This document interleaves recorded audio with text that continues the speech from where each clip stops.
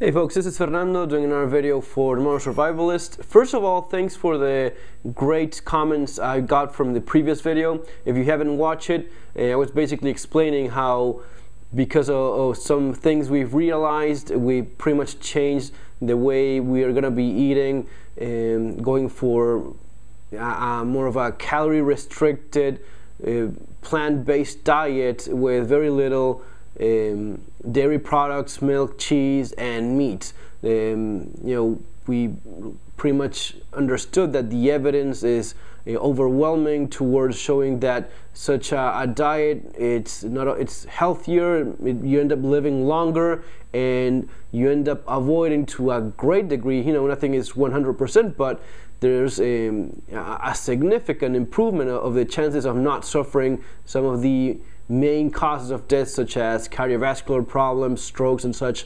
So because of all that, we ended up changing the way we're eating, and just in a few days we've been seeing huge improvements and feeling great. So we're pretty happy with that. I want to share it with you guys, and that's what I talked about in the previous video. And the comments I've been getting were great. Thanks a lot for them, because I'd like to go through most of them if possible. Here we go. Craig Simpson: you always look all orange, yellow in these videos. Fix your lighting. Yeah, it's whenever I have natural lighting, that's better. But with artificial lighting, sometimes I do these videos at night because that's when everything it's quiet here in my house. So sorry for that.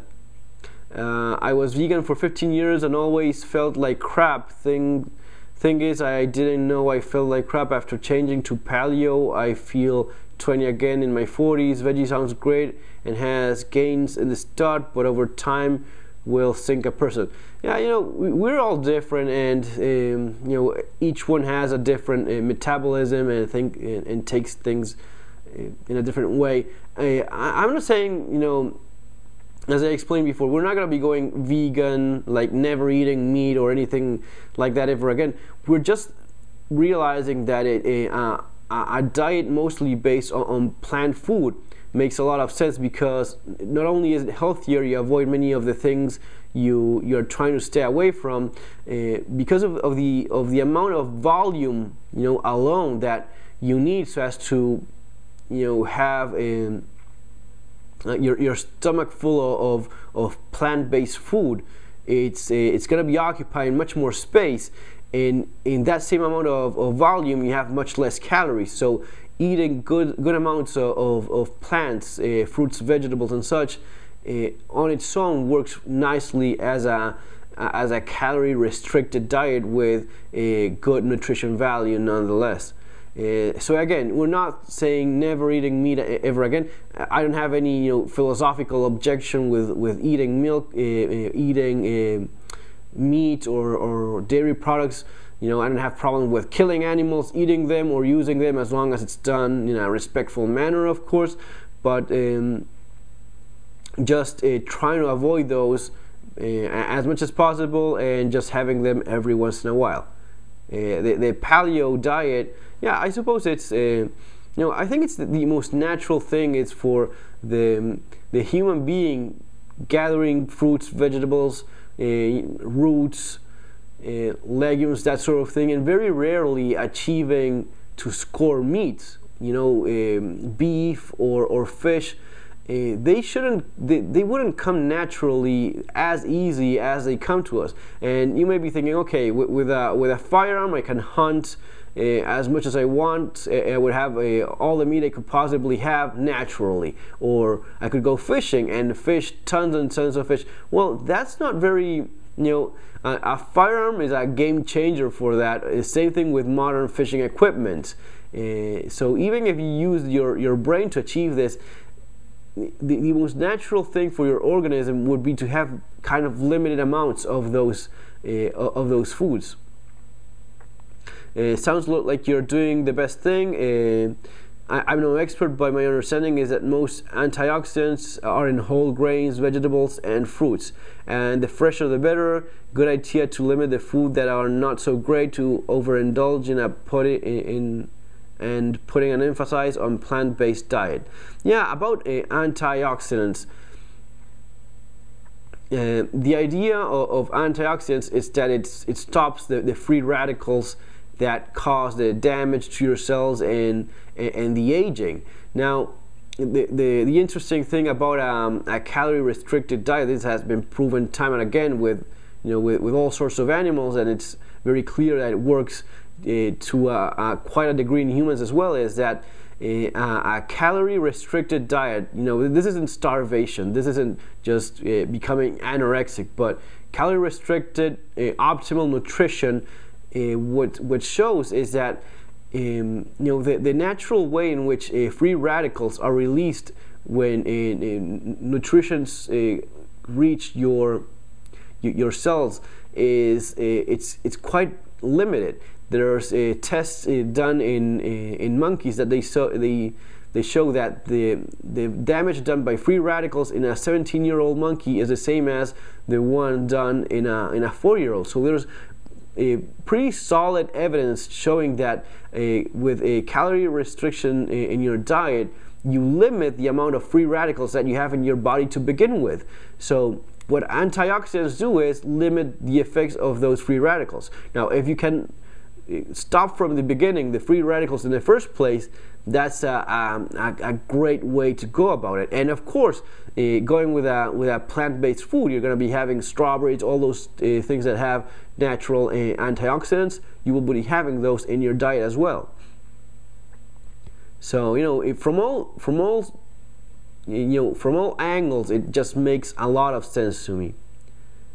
Well, no wonder, Todd. Well, no wonder I feel so old. Todd, I don't know what you're eating, but it may be.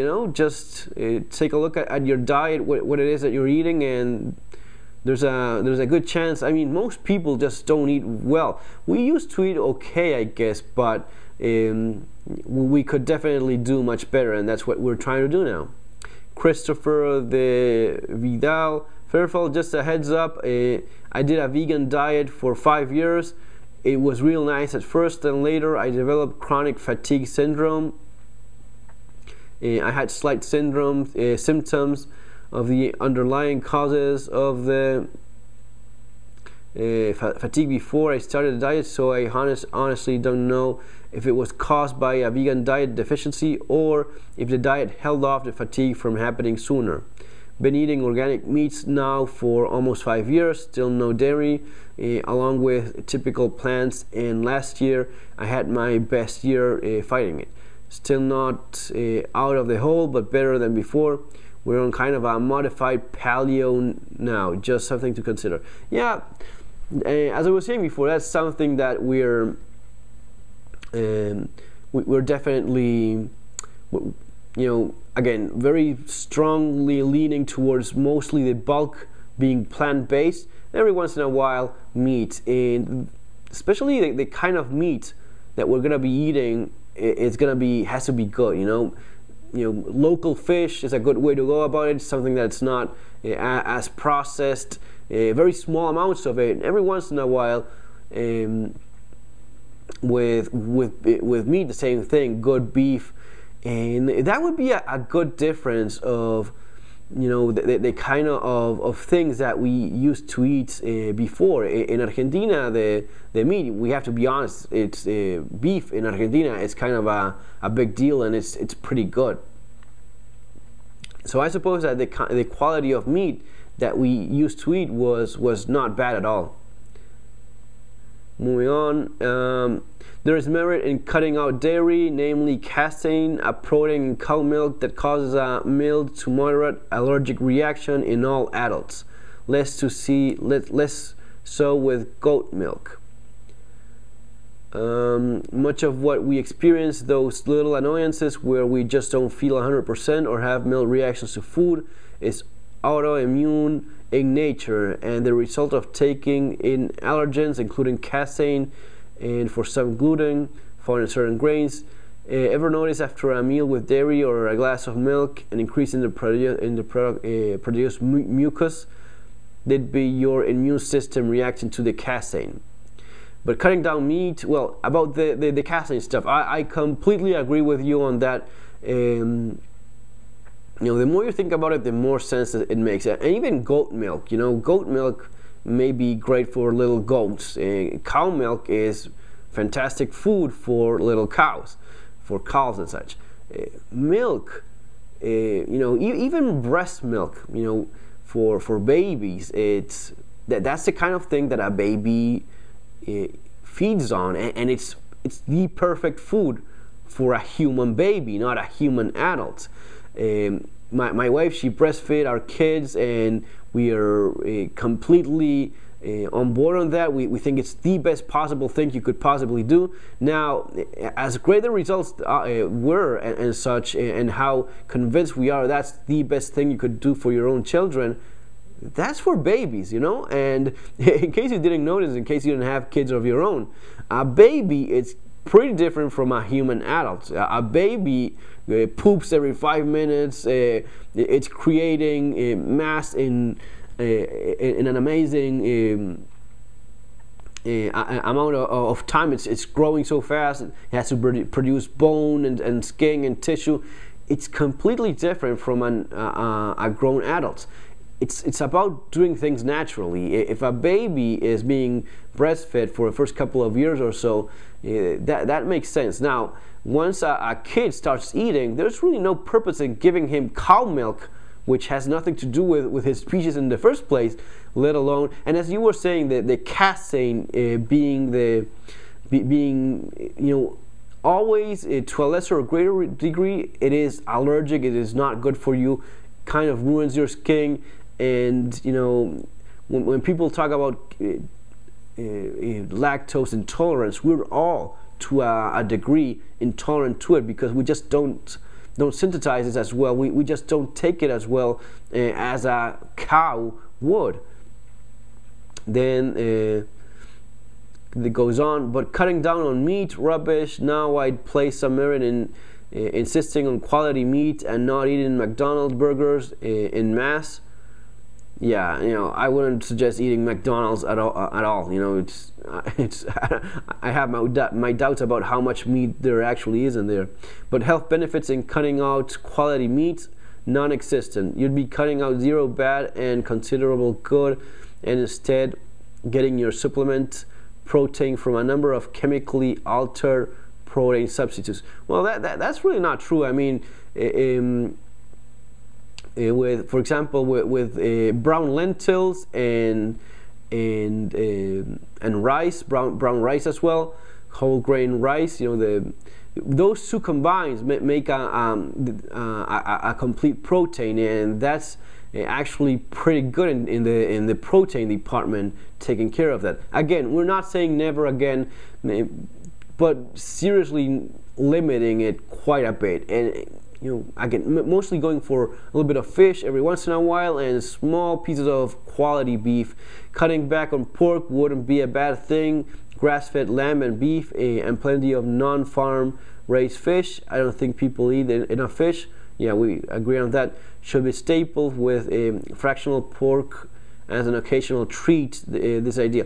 Yeah, about pork. When we talk about pork, it's not the same thing. Pork. A pork chop or sausages, and again, the kind of chemicals and stuff put into these these animals, it's just not good. And especially when you see how much people think, okay, eating a sausage, it's eating pork. Well, no, that's really eating something that God knows only what's in there. Sausages or hot dogs. Here, for example, people have fried sausages for breakfast, and it kind of makes you wonder how they even take it. I wouldn't be able to eat that on a normal basis. I don't understand how people get away with that. To each their own. You have to eat it, not me, but I start by cutting out casein and gluten. Yeah, good idea on that. Plus all the obvious ones like refined sugars and heavily processed food. And see how you feel before you take a leap to weaning off meat. If you're gonna eat meat or eggs or milk or any kind of pasture-raised milk, pastured grades meat or organic raw milk from a local farm. Eat clean milk, eat clean meat free from steroids and antibiotics like what you have back home, as I can see. Otherwise, stay vegan until you find clean sources of meat.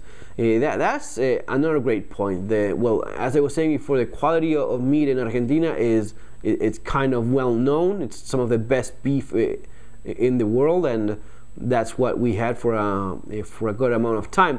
Now, in recent decades, so to speak, the amount of steroids and antibiotics has increased like everywhere else, and there's really no way of getting out of that. Even if you buy local from a local farm and such, how sure can you possibly be that that cow didn't have any hormones or exposure to pesticides or whatever? That's why I'm leaning more towards eating a little bit of fish every once in a while and even less of beef. Hormones and antibiotics, they are present in meat and in milk as well. In fact, now that we're talking about a little bit about that, we stopped with my youngest son. My wife stopped breastfeeding him when she had to take antibiotics because of she got sick and she needed to take them. The doctor told her, the moment you start taking antibiotics, you just cannot continue breastfeeding anymore because you transmit that to the baby.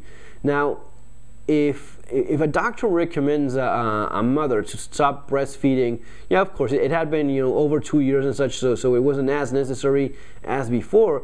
But if that's a doctor's recommendation for a human baby being breastfed, imagine the crap that goes into these cows that are in factories, with those teats connected to machines, always getting infected, needing constant antibiotics, hormones, so as to keep them producing milk. The kind of junk that goes into that milk, and you end up drinking that.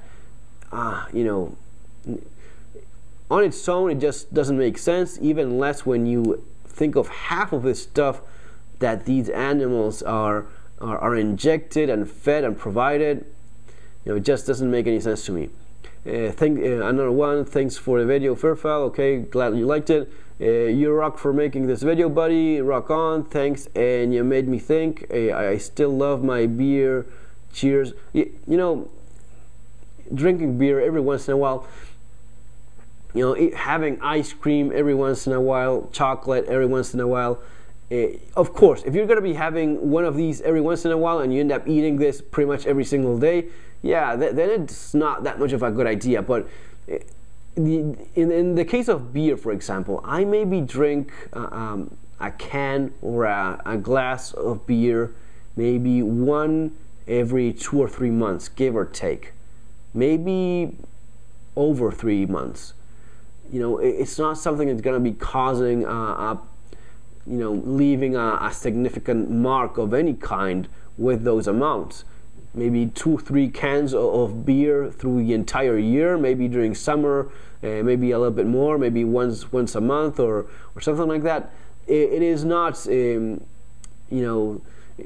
just cannot stop doing some of the things you enjoy. At the same time, you have to think of it in a different way. You don't have to think of eating this way as a sacrifice.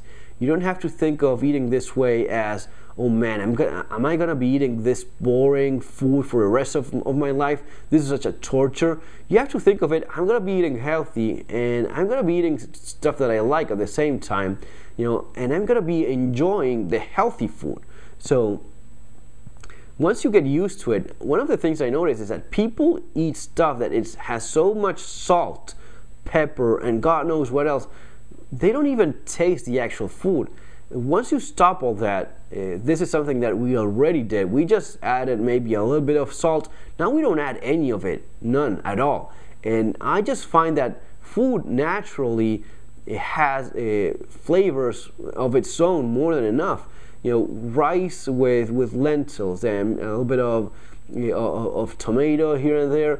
without any food, without any pepper or salt or anything, I already taste it more than before. Your taste buds get adapted to the amount of junk that you're putting, and you constantly need more and more so as to feel a taste to food. Once you cut all that off, a few weeks later, you will see on your own that you start seeing, you start smelling things differently as well. You feel smells a little bit more with more precision. You are aware of stuff that you weren't aware before, and the same thing for tastes. It's quite, again, it's not about thinking of I'm gonna be eating living on a diet the rest of my life. That's insane. You can't live that way. But you can say, okay, I'm gonna be eating healthier from now on. And yeah, every once in a while, Valentine's Day, you have a piece of chocolate. Why not? Easter, yeah, sure. But that doesn't mean you're gonna be eating that every single day. Great info. I'm gonna eat a little less myself. I take 2 tablespoons of apple cider vinegar every day, and it also helps a lot. Thanks. Didn't know about that, but if it works, good. Congratulations on taking steps to improve your own health. Many people don't seem to consider the fact that the cells in our body are constantly dying and being replaced with new ones. The building material and energy to fuel this process comes directly from the food we eat.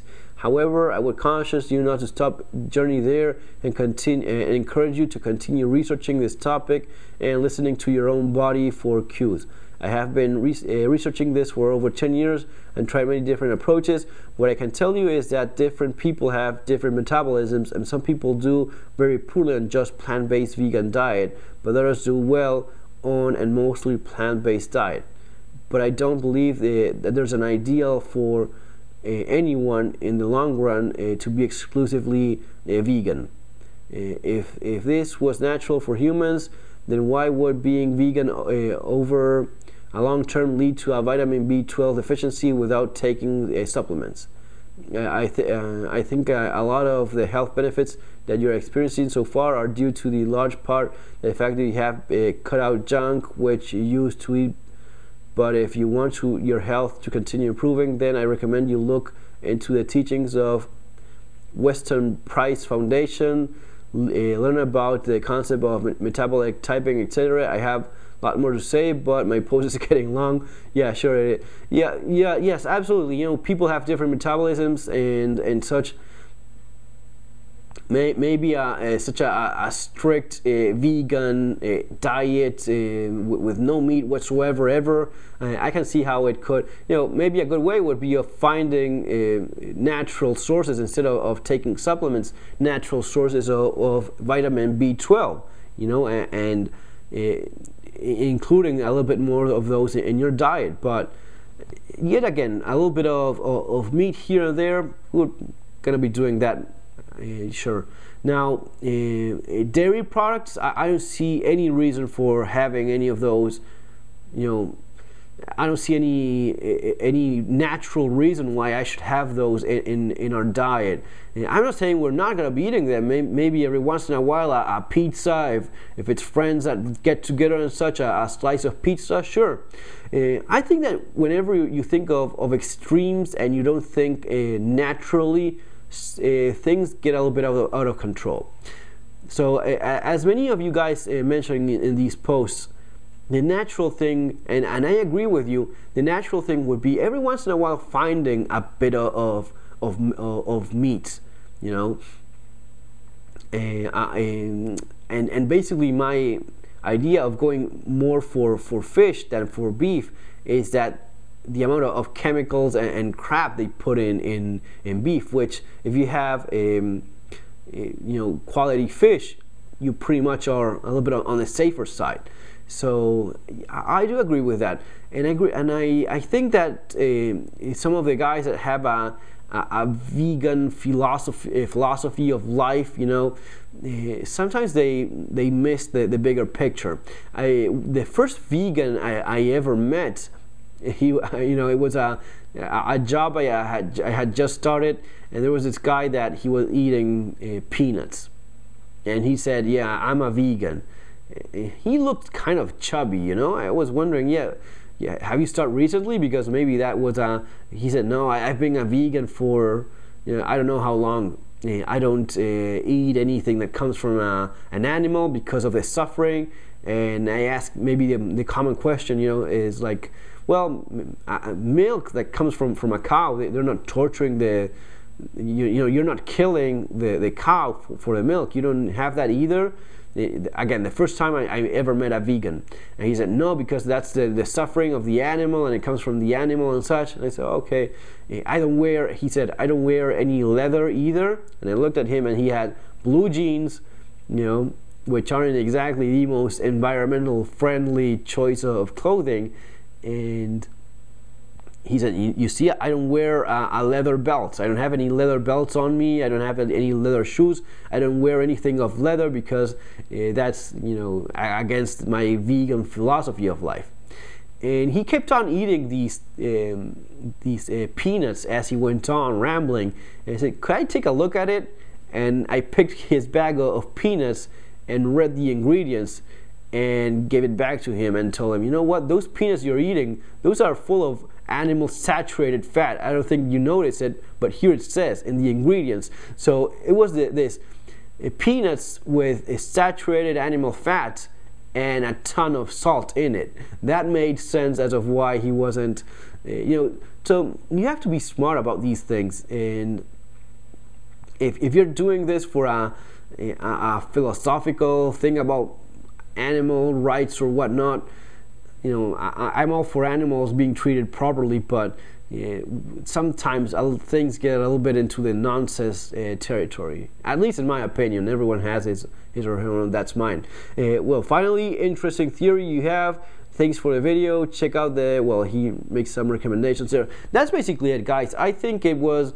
We couldn't be happier with it. We're doing great so far, feeling fantastic, and having fun along the way, and enjoying the obvious benefits we've been experiencing so far, and looking forward to more of those, because, you know, this is a change that takes time, especially for some of the better benefits in terms of blood circulation and such, and absolutely things that you're gonna be enjoying.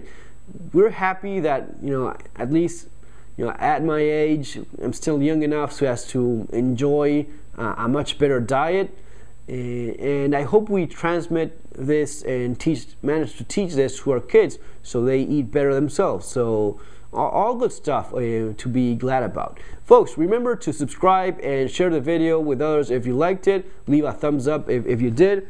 And that's basically all, guys. Take care. Have a great day. See you on our next video.